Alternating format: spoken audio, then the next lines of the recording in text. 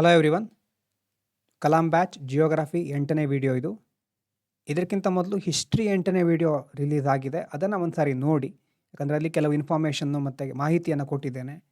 Kannada plus English ನೋಟ್ಸನ್ನು ಎಲ್ಲಿ ಪಡ್ಕೋಬಹುದು ಅಂತ ಸಹ ಹೇಳಿದ್ದೇನೆ. ಡಿಸ್ಕ್ರಿಪ್ಷನಲ್ಲಿ ಲಿಂಕ್ ಇರುತ್ತೆ, ಅಲ್ಲಿಂದ ನೀವು ನೋಡಬಹುದು. ಮತ್ತು ಕೆಲವು ಬೇರೆ ಏನು ಅಪ್ರೋಚಲ್ಲಿ ಚೇಂಜ್ ಮಾಡಿದ್ದೇನೆ ಅಂತ ಸಹ ಹಿಸ್ಟ್ರಿ 8ನೇ ವಿಡಿಯೋದಲ್ಲಿ ಹೇಳಿದ್ದೇನೆ.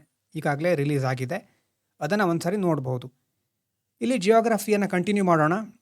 ಜಿಯೋಗ್ರಫಿಯಲ್ಲಿ ಕಾನ್ಸೆಪ್ಚುವಲ್ ಆಗಿ ನಾವು ಯೂನಿವರ್ಸ್ ಹೇಗೆ ಒರಿಜಿನ್ ಆಯಿತು, ಸೋಲಾರ್ ಸಿಸ್ಟಮ್ಮು, ನಮ್ಮ ಅರ್ತಿನ ಲೇಯರ್ಸು, ಅಲ್ಲಿ ತನಕನೂ ಬಂದಿದ್ದೇವೆ.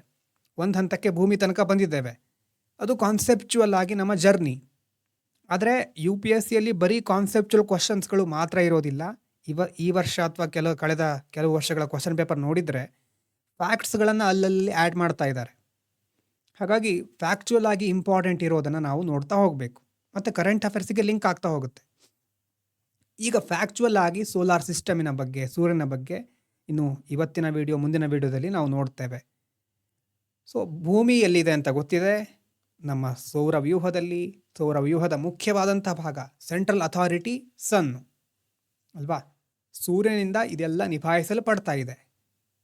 ಸೂರ್ಯ ಯಾಕೆ ಎಲ್ಲರನ್ನ ಹಿಡಿದಿಟ್ಕೊಂಡಿದ್ದಾನೆ ಇಷ್ಟು ಗ್ರಹಗಳನ್ನು ಅಂತಂದರೆ ಗ್ರಾವಿಟೇಷನಲ್ ಫೋರ್ಸಿಂದ.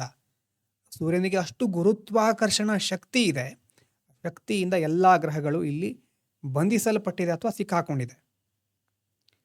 ನಮ್ಮ ಸೌರವ್ಯೂಹ ಅಂತಂದರೆ ಬರೀ ಸೂರ್ಯ ಮಾತ್ರ ಇರೋದಿಲ್ಲ. ಸೂರ್ಯನ ಜೊತೆ 8 ಮುಖ್ಯವಾದ ಗ್ರಹಗಳಿದೆ. ಯಾವ್ಯಾವುದು? Mercury, Venus, earth, Mars. ಗೊತ್ತಿರಬೇಕಲ್ಲ, ಸೂರ್ಯನಿಂದ ಇರುವಂಥ ಆರ್ಡರ್ ಗೊತ್ತಿರಬೇಕು. Earth, Mars, Jupiter, Saturn, Uranus, Neptune, ಆ ಒಂದು ಆರ್ಡರ್ ಗೊತ್ತಿರಬೇಕು. ಮತ್ತು ಆ ಗ್ರಹಗಳಲ್ಲಿ ಯಾವ್ದು ಇಂಪಾರ್ಟೆಂಟ್ ಪಾಯಿಂಟ್ಸು ಅಂತ ಮುಂದೆ ನೋಡ್ತೇವೆ. ಸೊ ನಮ್ಮ ಸೌರವ್ಯೂಹದಲ್ಲಿ ಸೂರ್ಯ ಮತ್ತು 8 ಮುಖ್ಯ ಗ್ರಹಗಳು. ಅದಾದಮೇಲೆ ಡ್ವಾರ್ಫ್ ಪ್ಲಾನೆಟ್ಸ್, ಕುಬ್ಜ ಗ್ರಹಗಳು, ಪ್ಲೂಟೋ, ಸಿರಿಸ್ ಮತ್ತು ಏರಿಸ್. ಇದೆಲ್ಲ ಡ್ವಾರ್ಫ್ ಪ್ಲಾನೆಟ್ಸ್. ಪ್ಲೂಟೋವನ್ನು ಕುಬ್ಜ ಗ್ರಹದ ಪಟ್ಟಿಗೆ ಸೇರಿಸಿದ್ದಾರೆ. ಅದು ಮೊದಲೇ ಅದರ ಬಗ್ಗೆ ಕೇಳಿರ್ತೀರಿ ನೀವು ಅಲ್ವಾ. ಸೊ ಗ್ರಹಗಳ ಜೊತೆ ಕುಬ್ಜ ಗ್ರಹಗಳು ಇದೆ. ಅದ್ರ ಜೊತೆ ನ್ಯೂಮರಸ್ ನ್ಯಾಚುರಲ್ ಸ್ಯಾಟಲೈಟ್ಸ್. ಅದೆಷ್ಟೋ ನ್ಯಾಚುರಲ್ ಸ್ಯಾಟಲೈಟ್, ನೈಸರ್ಗಿಕ ಉಪಗ್ರಹ. ಭೂಮಿ ಇದೆ. ಭೂಮಿಯ ನೈಸರ್ಗಿಕ ಉಪಗ್ರಹ ಯಾವುದು? ಚಂದ್ರ ಅಲ್ವಾ. ಈಗ ನಾವು ಇಲ್ಲಿಂದ ಉಡಾವಣೆ ಮಾಡೋದೆಲ್ಲ ಕೃತಕ ಉಪಗ್ರಹಗಳು. ಆದರೆ ಭೂಮಿಗೆ ನೈಸರ್ಗಿಕವಾಗಿರೋದು ಯಾವುದು? ಚಂದ್ರ. ಅದೇ ರೀತಿ ಗ್ರಹಗಳಿಗೆ ನೈಸರ್ಗಿಕ ಉಪಗ್ರಹಗಳಿರುತ್ತೆ. ಇನ್ನು ಇದರ ಜೊತೆ ಮೈನರ್ ಬಾಡೀಸ್ ಅಂತಂದರೆ ಆಸ್ಟರಾಯ್ಡ್ಸ್. ಡ್ವಾರ್ಫ್ ಅಂತಂದರೆ ಕುಬ್ಜ ಗ್ರಹಗಳು. ಆಸ್ಟರಾಯ್ಡ್ಸ್ ಅಂತಂದರೆ ಕ್ಷುದ್ರ ಗ್ರಹಗಳು. ಮೀಟಿಯಾರ್ಸ್, ಉಲ್ಕೆಗಳು. ಕಾಮೆಟ್ಸ್, ಧೂಮಕೇತು. ನಮ್ಮ ಸೋಲಾರ್ ಸಿಸ್ಟಮಲ್ಲಿ ಇದೆಲ್ಲ ಇದೆ. ಗ್ರಹ, ಉಪಗ್ರಹ, ಕುಬ್ಜ ಗ್ರಹ, ಕ್ಷುದ್ರ ಗ್ರಹ, ಉಲ್ಕೆ, ಧೂಮಕೇತು, ಇದೆಲ್ಲವನ್ನು ನಮ್ಮ ಸೋಲಾರ್ ಸಿಸ್ಟಮ್ ಒಳಗೊಂಡಿದೆ. ಮತ್ತು ನಮ್ಮ ಸೋಲಾರ್ ಸಿಸ್ಟಮ್ ಇರೋದು ಯಾವ ಗ್ಯಾಲಕ್ಸಿಯಲ್ಲಿ? Milky way ಗ್ಯಾಲಕ್ಸಿಯಲ್ಲಿ. ಗ್ಯಾಲಕ್ಸಿಯ ಬಗ್ಗೆ ಬೇರೆ ಬೇರೆ ಇಮೇಜಸ್ ಇರುತ್ತೆ, ನೀವು ಸರ್ಚ್ ಮಾಡಿ ನೋಡಬಹುದು. ಮಿಲ್ಕಿ ವೇ ಗ್ಯಾಲಕ್ಸಿ ನಮ್ಮದು. ಅದಕ್ಕೆ ಕನ್ನಡದಲ್ಲಿ ಕ್ಷೀರಪಥ, ಹಾಲು ಹಾದಿ ಅಂತ ಸಹ ಇದೆ. ಮತ್ತು ಕೆಲವು ಪುರಾಣಗಳಲ್ಲಿ ಆಕಾಶಗಂಗೆ, ಮಂದಾಕಿನಿ ಅಂತ ಸಹ ಇದೆಯಂತೆ. ಸೊ ಇದು ಆಕಾಶಗಂಗಾ ಅಥವಾ ಮಂದಾಕಿನಿ, ಆ ಹೆಸರು ನೆನಪಿರಲಿ. Milky way Galaxy. ಇನ್ನು ಎಲ್ಲರೂ ಒಗ್ಗಟ್ಟಾಗಿ ಯಾಕಿದ್ದಾರೆ ಅಂತಂದರೆ ಗ್ರಾವಿಟೇಷನಲ್ ಬೈಂಡಿಂಗು ಅಲ್ವಾ. ಸೂರ್ಯನ ಅಷ್ಟು ಪ್ರಬಲವಾದ ಗುರುತ್ವಾಕರ್ಷಣ ಶಕ್ತಿ, ಗ್ರಾವಿಟೇಷನ್ ಫೋರ್ಸ್ ಇರೋದ್ರಿಂದ ಸೂರ್ಯ ಎಲ್ಲರನ್ನ ಹಿಡ್ಕೊಂಡಿದ್ದಾನೆ. ಇದಾದಮೇಲೆ ಸನ್ ಬಗ್ಗೆ ನೋಡೋದಾದರೆ, ಸೂರ್ಯ ಎಲ್ಲಿದ್ದಾನೆ? ಭೂಮಿ, ಈ ಒಂದು ಸೌರವ್ಯೂಹ, ಎಲ್ಲ ಗ್ರಹಗಳು ಯಾರ ಪಕ್ಕನೂ ಇಲ್ಲ. ಎಲ್ಲ ಗ್ರಹಗಳು ಸೂರ್ಯನ ಸುತ್ತಾ ಇದೆ. ಸೂರ್ಯ ಇರೋದು ಒಂಥರ ಸೆಂಟರಲ್ಲಿ. ಅಂತಂದರೆ ನಾವು ಮುಖ್ಯವಾಗಿ ಸೌರಮಂಡಲದ ಕೇಂದ್ರ ಅಂತ ಹೇಳ್ತೇವೆ. ಯಾಕಂದರೆ ಸೆಂಟರ್ನಲ್ಲಿ ಸೂರ್ಯ ಇರೋದ್ರಿಂದ ಬೇರೆ ಗ್ರಹಗಳು ಸೂರ್ಯನ ಸುತ್ತಾ ಇವೆ. ಆದರೆ ಇದು ಒಂಥರ ಈಗ ಸರ್ಕಲ್ ಅಂತ ಹೇಳ್ತೀವಲ್ವಾ, ಸರ್ಕಲಿನ ಸೆಂಟರ್ ಅಂತ ಅಲ್ಲ, ಎಲಿಪ್ಟಿಕಲ್ ಆರ್ಬಿಟ್ ಅಂತ ಕರಿತೇವೆ. ಭೂಮಿಯ ಒಂದು ಅಕ್ಷಕ್ಕೆ ಎಲಿಪ್ಟಿಕಲ್, ಅಂಡಾಕಾರ ಅಂತಂದರೆ ಫುಲ್ ರೌಂಡ್ ಅಲ್ಲ, ಸ್ವಲ್ಪ ಹೆಚ್ಚಿನ ವಾರ್ಕೊಂಡಿರೋ ಅಥವಾ ಹೆಚ್ಚು ಎಳೆದುಕೊಂಡಿರುವಂಥ ರೌಂಡು. ಅಲ್ಲಿ ಸೆಂಟರಲ್ಲಿ ಸೂರ್ಯ ಇದ್ದಾನೆ.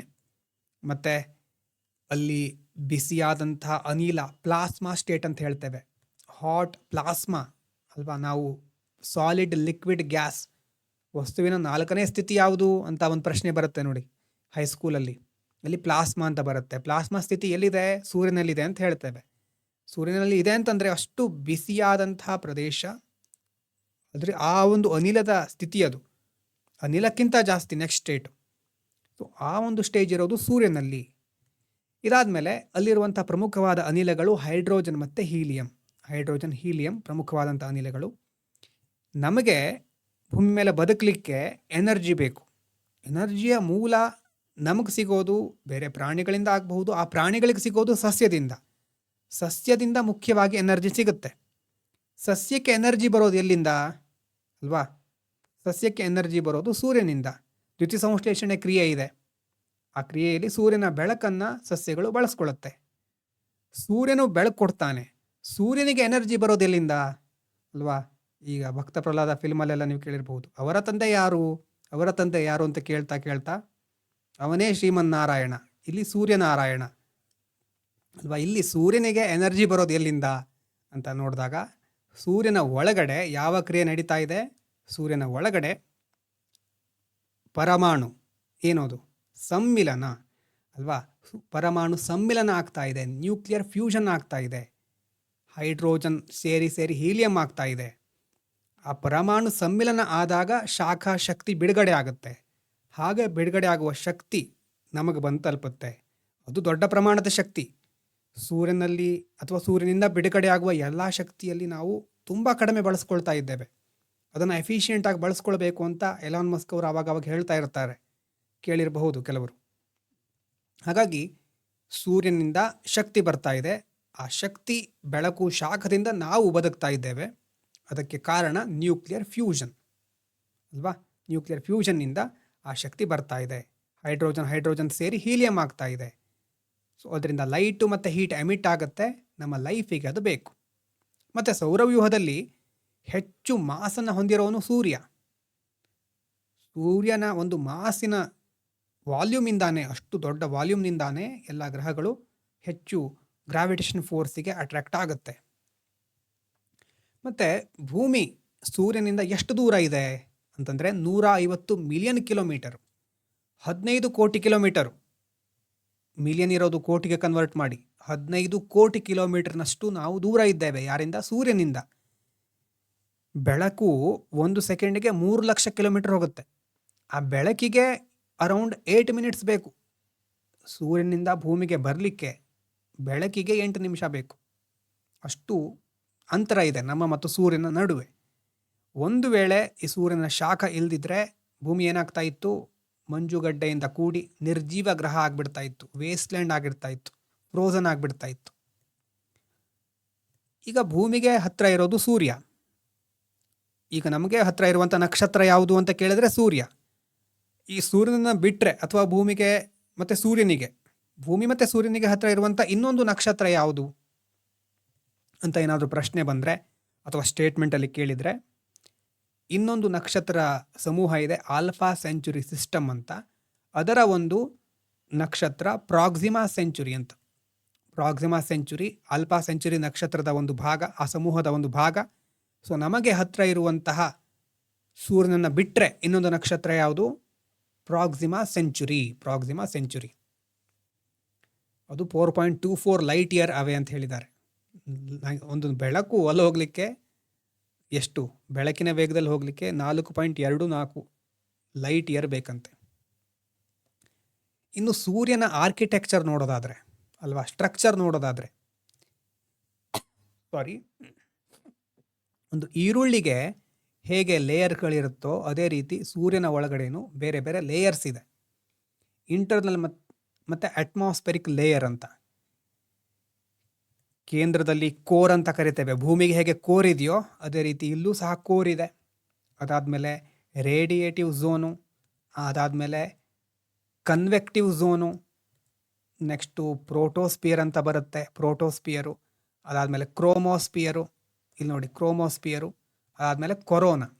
ಇದು ಕರೋನಾ, ಆ್ಯಕ್ಚುಲಿ ನಾವು ಕರೋನಾ ಅಂತ ಹೇಳ್ತಿದ್ದೀವಲ್ವ, ಕೋವಿಡಿಗೂ ಕೊರೋನಾ ಅಂತ ಹೇಳ್ತೀವಿ. ಸೊ ಇಲ್ಲಿ ಕರೋನಾ ಅಂತ ಹೇಳೋದು ಸರಿ, ಕರೋನಾ. ಸೊ ಇದು ಸೂರ್ಯನಲ್ಲಿರುವಂಥ ಲೇಯರ್ಸು. ಇಲ್ಲಿ ಒಂದೊಂದು ಲೇಯರ್ಗಳನ್ನು ನಾವು ನೋಡ್ತಾ ಹೋದರೆ ಈಗ ಮುಖ್ಯವಾಗಿ ಕೋರ್ ಹೇಗಿರುತ್ತೆ, ಭೂಮಿಯ ಕೋರನ್ನು ಕಲ್ಪನೆ ಮಾಡ್ಕೊಳ್ಳಿ. ತುಂಬ ಸೆಂಟ್ರಲ್ಲಿರೋದು, ಡೀಪಲ್ಲಿರೋದು ಅಲ್ವಾ. ಇಡೀ ಎನರ್ಜಿ ಹುಟ್ಟೋದೇ ಇಲ್ಲಿ, ಸೂರ್ಯನ ಶಕ್ತಿ ಹುಟ್ಟೋದೇ, ನ್ಯೂಕ್ಲಿಯರ್ ಫ್ಯೂಷನ್ ಆಗೋದೇ ಈ ಕೋರ್ನಲ್ಲಿ ನ್ಯೂಕ್ಲಿಯರ್ ಫ್ಯೂಷನ್ ಆಗುತ್ತೆ. ತಾಪಮಾನ ಎಷ್ಟು ಭೀಕರ ಆಗಿರುತ್ತೆ ಅಂತಂದರೆ, ನ್ಯೂಕ್ಲಿಯರ್ ಫ್ಯೂಷನ್ ಆಗಲಿಕ್ಕೆ ಇಂಥ ತಾಪಮಾನ ಬೇಕು, ಅಷ್ಟು ಹೀಟ್ ಬೇಕು. ಅಂದರೆ ಅಷ್ಟು ಹೀಟಿಂದ ಬೇರೆ ಬೇರೆ ಎಲಿಮೆಂಟ್ಸ್ಗಳು ನೋಡಿ ಮರ್ಜ್ ಆಗ್ತಾ ಇದೆ. ಹೈಡ್ರೋಜನ್ ಹೀಲಿಯಂ ಆಗುತ್ತಪ್ಪ, ಅಷ್ಟು ಎನರ್ಜಿ ಇದೆ ಅದರಲ್ಲಿ. ಮತ್ತು ಮುಖ್ಯವಾಗಿರೋದು next radio active zone. Radiative ಅದು, ರೇಡಿಯೋ ಆ್ಯಕ್ಟಿವ್ ಅಲ್ಲ, ಅದು ರೇಡಿಯೇಟಿವ್ ಝೋನ್. ಎಸ್, ರೇಡಿಯೇಟಿವ್, ಇಲ್ಲಿ ಸಿ ಇಲ್ಲ ಆ್ಯಕ್ಚುಲಿ, ರೇಡಿಯೇಟಿವ್ ಅದು. ರೇಡಿಯೇಟಿವ್ ಝೋನ್ ಅಂದರೆ ವಿಕಿರಣಕ್ಕೆ ಸಂಬಂಧಪಟ್ಟಿರೋದು. ಅಂದರೆ ಕೇಂದ್ರದ ನಂತರ ಬರೋದು ರೇಡಿಯೇಟಿವ್ ಝೋನು. ಈಗ ಕೇಂದ್ರದಲ್ಲಿ ಎನರ್ಜಿ ಹುಟ್ಟುತ್ತಾ ಇದೆ ಅಥವಾ ಶಕ್ತಿ ಹುಟ್ಟುತ್ತಾ ಇದೆ. ಹುಟ್ಟಿದ ಶಕ್ತಿ ಇದೆಯಲ್ವಾ, ಏನು ಶಕ್ತಿ ಉತ್ಪಾದನೆ ಆಗಿದೆಯಲ್ವಾ, ಉತ್ಪಾದನೆ ಆಗಿರೋ ಶಕ್ತಿ ಹೊರಗಡೆ ಹೋಗೋದು, ಅಂದರೆ ಸ್ಪ್ರೆಡ್ ಆಗೋದು, ಫೋಟಾನ್ ಅಥವಾ ಬೆಳಕಿನ ರೂಪದಲ್ಲಿ ಹೊರಗಡೆ ಹೋಗುತ್ತೆ. ಆ ಹೊರಗಡೆ ಹೋಗುವಂಥ ವಲಯ ರೇಡಿಯೇಟಿವ್ ಝೋನು, ರೇಡಿಯೇಟ್ ಆಗ್ತಾ ಇದೆ ಅಂತ ಹೇಳ್ತೇವೆ. ಸೊ ಕೋರ್ನಲ್ಲಿ ಎನರ್ಜಿ ಹುಟ್ಟುತ್ತೆ, ಅಂದರೆ ಅದು ಪ್ರೊಡ್ಯೂಸ್ ಆಗಿ ಹೊರಗಡೆ ಹೋಗೋದು ಯಾವುದರಿಂದ, ರೇಡಿಯೇಟಿವ್ ಝೋನಿಂದ, ಅದರಿಂದ ಹೊರಗಡೆ ಹೋಗುತ್ತೆ. ಅದಾದಮೇಲೆ ಕನ್ವೆಕ್ಟಿವ್ ಝೋನ್ ಅಂತ ಇದೆ. ಕನ್ವೆಕ್ಟಿವ್ ಅಂತಂದರೆ ಒಂಥರ ಸಂವಹನ ಅಂತ ಹೇಳಬಹುದು. ಇಲ್ಲೇನಾಗುತ್ತೆ, ಇದು ಹೊರಗಿಂದು, ಈಗ ಒಳಗಿನ ಸ್ಟ್ರಕ್ಚರ್ಗಳಲ್ಲಿ ಮೊದಲು ಕೋರ್ ಇದೆ, ನೆಕ್ಸ್ಟು ರೇಡಿಯೇಟಿವ್ ಇದೆ, ನೆಕ್ಸ್ಟು ಕನ್ವೆಕ್ಟಿವ್ ಇದೆ. ಇಲ್ಲಿ ಶಕ್ತಿ ಹೇಗೆ ಅಂತಂದರೆ ಕನ್ವೆಕ್ಷನಲ್ ಕರೆಂಟ್ಸ್, ಒಂದು ರೀತಿ ಪ್ರವಾಹದ ಥರ, ಸಂವಹನ ಪ್ರವಾಹಗಳು, ಕರೆಂಟು, ವಿದ್ಯುತ್ ಪ್ರವಾಹ ಅಂತ ಹೇಳ್ತೇವೆ ಆ್ಯಕ್ಚುಲಿ ಕರೆಂಟಿಗೆ ಅಲ್ವಾ. ಸೊ ಅದೇ ರೀತಿ ಇಲ್ಲಿ ಎನರ್ಜಿ, ಆ ಶಕ್ತಿ ಏನಾಗ್ತಾ ಇದೆ, ಬಿಸಿಯಾದ ಅಲೆಗಳು, ಅನಿಲದ ಅಲೆಗಳ ಮೂಲಕ ಮೇಲಕ್ಕೆ ಚಲಿಸುತ್ತೆ. ಮೇಲಕ್ಕೆ ಚಲಿಸುವಂಥ ಒಂದು ವಲಯ ಕನ್ವೆಕ್ಟಿವ್ ಝೋನು. ಸೊ ಇದೆಲ್ಲ ಇಂಟರ್ನಲ್ ಸ್ಟ್ರಕ್ಚರ್ನಲ್ಲಿ ಬರೋದು. ಅಂತಂದರೆ ಇಂಟರ್ನಲ್ಲಿ ಏನೇನಿದೆ, ಕೋರ್ ಇದೆ, ರೇಡಿಯೇಟಿವ್ ಝೋನ್ ಇದೆ, ಕನ್ವೆಕ್ಟಿವ್ ಝೋನ್ ಇದೆ. ಇನ್ನು ಅಟ್ಮಾಸ್ಫೆರಿಕ್ ಲೇಯರ್, ಹೊರಗಡೆ ಅಟ್ಮಾಸ್ಫೆರಿಕ್ ಲೇಯರ್ನಲ್ಲಿ ಭೂಮಿ ಮೇಲ್ಗಡೆ ಹೇಗೆ ಟ್ರೋಪೋಸ್ಪಿಯರು, ಸ್ಟ್ರಾಟೋಸ್ಪಿಯರ್ ಅಂತ ಇರುತ್ತೆ ನೋಡಿ, ಓಝೋನ್ ಲೇಯರ್ ಎಲ್ಲ ಬರುತ್ತಲ್ವ, ಅದೇ ರೀತಿ ಸೂರ್ಯನ ಮೇಲೆ ಏನೇನಿದೆ, ಬಾಹ್ಯ ವಾತಾವರಣ. ಇದು ಇಲ್ಲಿ ಹೊರಗಡೆ ಕಾಣಿಸ್ತಾ ಇದೆ ನೋಡಿ, ಇದೆಲ್ಲ ಬಾಹ್ಯ, ಒಳಗಡೆ ಇರೋದು ಇದೆಲ್ಲ ಒಳಗಡೆ. ಒಂದು ನಿಮಿಷ, ಇಲ್ಲಿ ಕಲರ್ ಚೇಂಜ್ ಮಾಡಿದರೆ ಕಾಣಿಸ್ಬೋದು. ಇದೆಲ್ಲ ಒಳಗಡೆ ಇರುವಂತಹ ವಲಯಗಳು, ಝೋನ್ಗಳು. ಇಲ್ಲಿ ಇದು ನೋಡಿ, ಇದು ಮೇಲ್ಗಡೆ ಕಾಣಿಸ್ತಾ ಇದೆ ನೋಡಿ, ಪ್ರೋಟೋಸ್ಪಿಯರು, ಕ್ರೋಮೋಸ್ಪಿಯರು, ಇದೆಲ್ಲ ಬಾಹ್ಯ ವಾತಾವರಣದ ಪದರಗಳು, ಅಟ್ಮಾಸ್ಫೆರಿಕ್ ಲೇಯರ್ ಅಂತ ಹೇಳ್ಬೋದು. ಸೊ ಇಲ್ಲಿ ಬರೋದು ಯಾವ್ದ್ಯಾವುದು, ಮೊದಲನೇದು ಫೋಟೋಸ್ಪಿಯರ್. ಅದು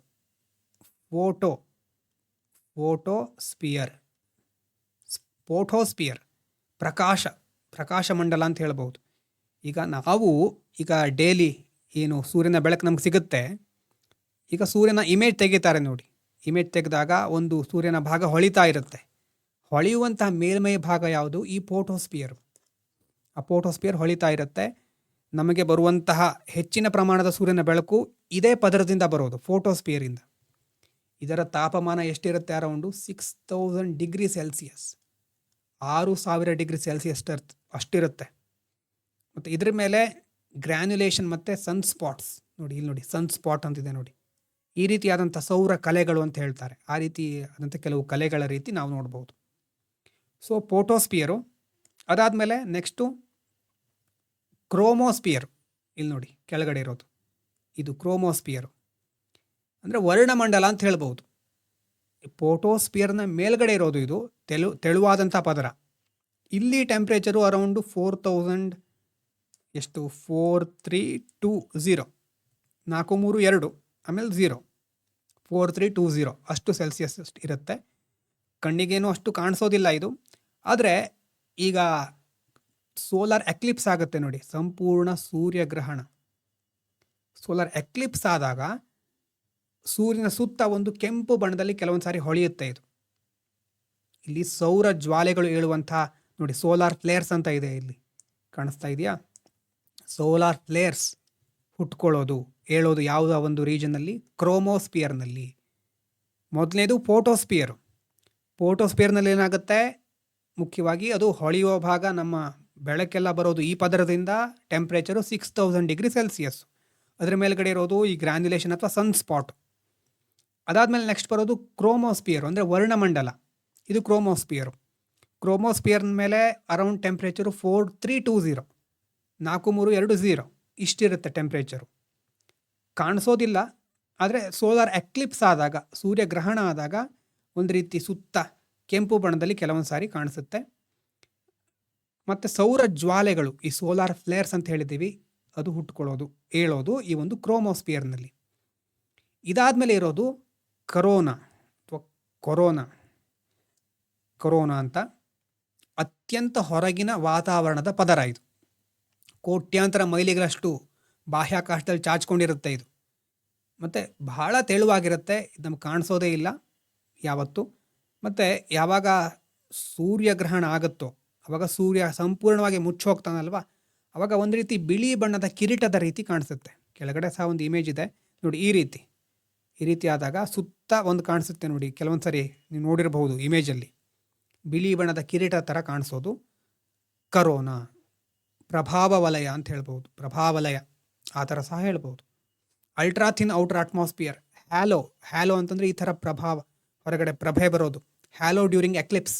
ಮತ್ತು ಸೋಲಾರ್ ವಿಂಡ್ಸ್ ಅಂತ ನಾವೇನು ಪದೇ ಪದೇ ಹೇಳಿದ್ದೇವೆ ಮೊದಲು, ಭೂಮಿ ಹತ್ರ ಸೋಲಾರ್ ವಿಂಡ್ ಬರುತ್ತೆ, ಭೂಮಿಯ ಮ್ಯಾಗ್ನೆಟೋಸ್ಪಿಯರ್ ಅದನ್ನು ಕಾಪಾಡುತ್ತೆ, ಅಂದರೆ ನಮ್ಮನ್ನೆಲ್ಲ ಕಾಪಾಡ್ತಾ ಇದೆ.